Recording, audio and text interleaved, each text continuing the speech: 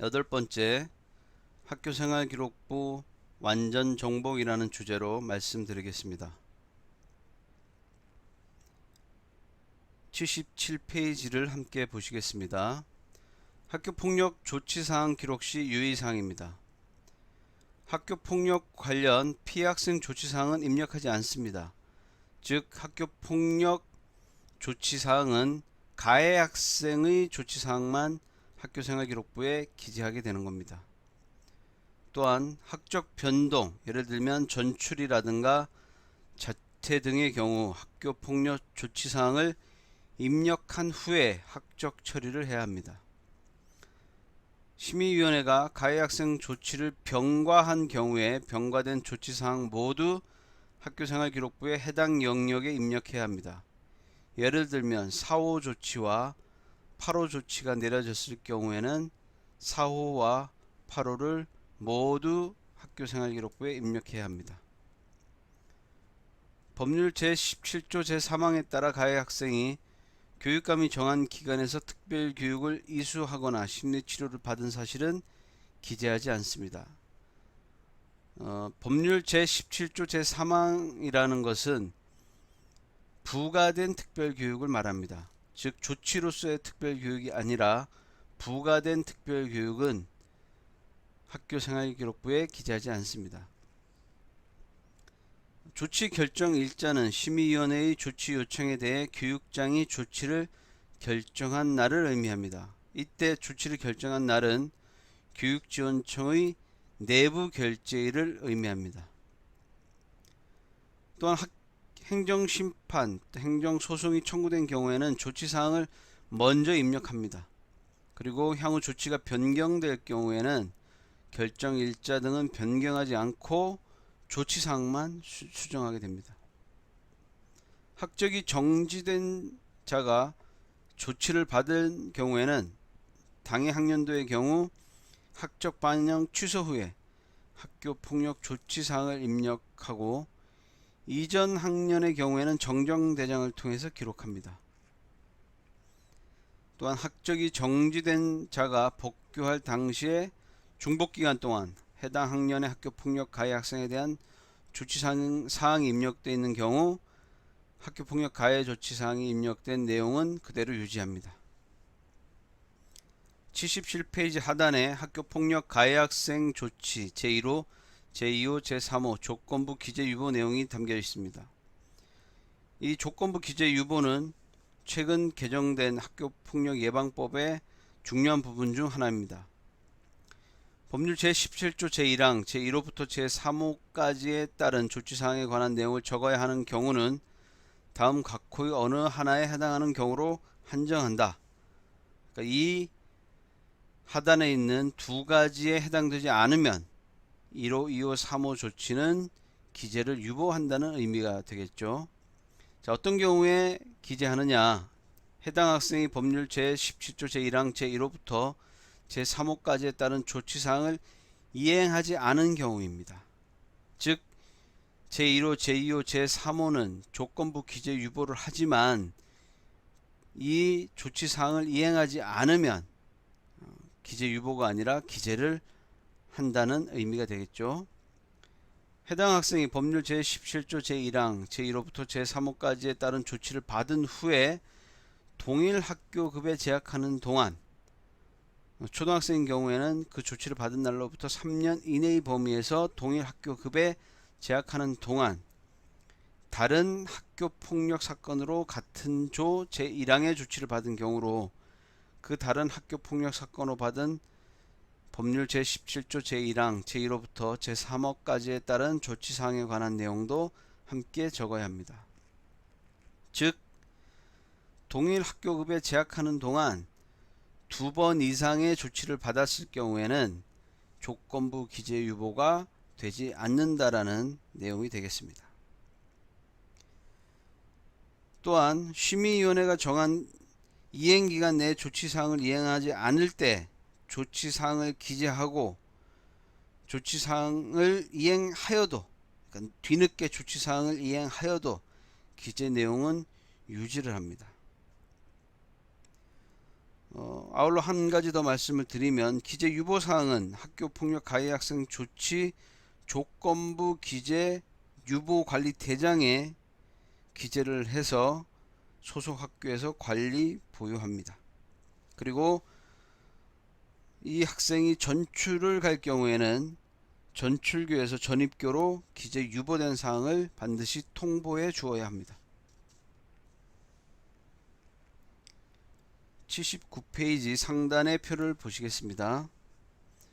학교생활기록부 학교폭력 조치사항의 기재와 삭제에 대해서 잘 정리되어 있는데요. 먼저 기재되는 영역이 학교생활기록부에 어디인지를 살펴보겠습니다. 제1호부터 3호까지, 그리고 제7호는 학교생활기록부의 행동특성 및 종합의견에 기록합니다. 제4호, 제5호, 제6호는 출결사항, 특기사항에 기록합니다. 제8호, 제9호는 학적사항의 특기사항에 입력합니다. 삭제 시기를 살펴보겠습니다. 행동특성 및 종합의견에 기록된 제1호, 제2호, 제3호, 제7호 조치는 졸업과 동시에 삭제를 합니다. 다른 조건이 없습니다. 졸업과 동시에 삭제를 하게 되어 있습니다. 구체적인 시기는 졸업식 이후부터 2월 말 사이 졸업생 학적 반영 이전에 실시합니다. 그리고 학업 중단자는 해당 학생이 학적을 유지했을 경우를 가정하여 졸업할 시점에 삭제를 하게 됩니다. 다음 제4호, 제5호, 제6호, 제7호는 졸업 1호부터 2년 후에 삭제할 수가 있습니다. 졸업 직전에 전담기구 심의를 거쳐서 졸업과 동시에 삭제가 가능하고요. 학업 중단자는 해당 학생이 학적을 유지하였을 경우를 가정해서 졸업하였을 시점으로부터 2년 후에 삭제를 합니다. 제9호 조치인 퇴학은 학적사항에 특기사항에 기록되어 있지만 삭제할 수가 없습니다. 자, 그럼 삭제 대상으로서 전담기구 심의 대상자는 다음과 같은 조건을 갖추어야 합니다.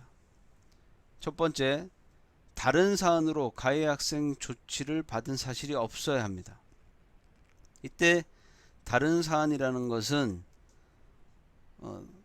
그 학생이 재학하는 동안에 2건 이상의 조치를 받았을 경우에는 이 심의 대상에서, 삭제 심의 대상에서 빠진다는 의미가 되겠죠. 그리고 학교폭력 조치 결정일로부터 졸업학년도 2월 말일까지 6개월이 경과되어야 합니다.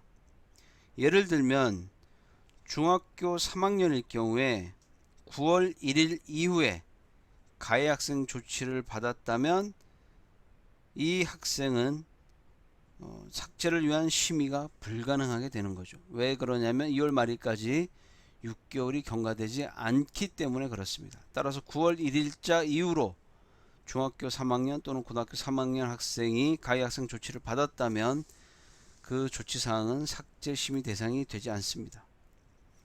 또한 삭제를 위한 심의할 때 제출해야 될 서류가 있습니다.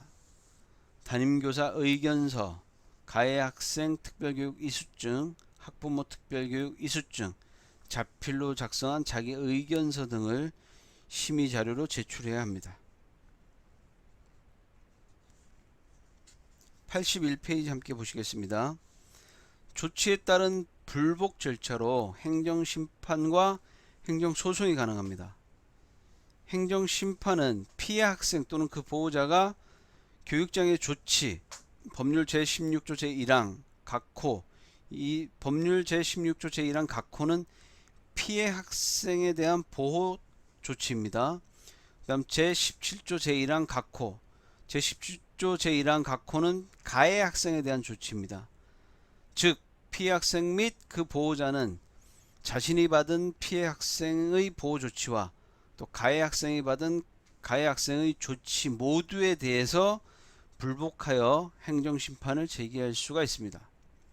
가해 학생 또는 그 보호자는 교육장애 조치인 법률 제17조 제1항 각호, 즉 가해 학생으로서 받은 조치에 대하여 행정심판을 제기할 수 있습니다. 다시 정리하면 피해 학생 및 그 보호자는 자신이 받은 피해 학생 보호 조치와 가해 학생이 받은 조치, 이 모든 것을 가지고 불복 절차인 행정심판을 제기할 수 있고, 가해 학생 또는 그 보호자는 가해 학생으로서 받은 조치에 대해서만 행정심판을 제기할 수 있다는 의미가 되겠죠. 또한 행정청인 교육장의 처분에 대한 불복 절차이기 때문에 학교의 설립 형태, 즉 국립이든 공립이든 사립이든 학교의 설립 형태에 관계없이 행정심판을 청구할 수가 있습니다. 행정소송 절차를 밟을 수도 있습니다. 행정소송은 법원에 이 불복 절차를 진행을 하는 과정이 되겠죠.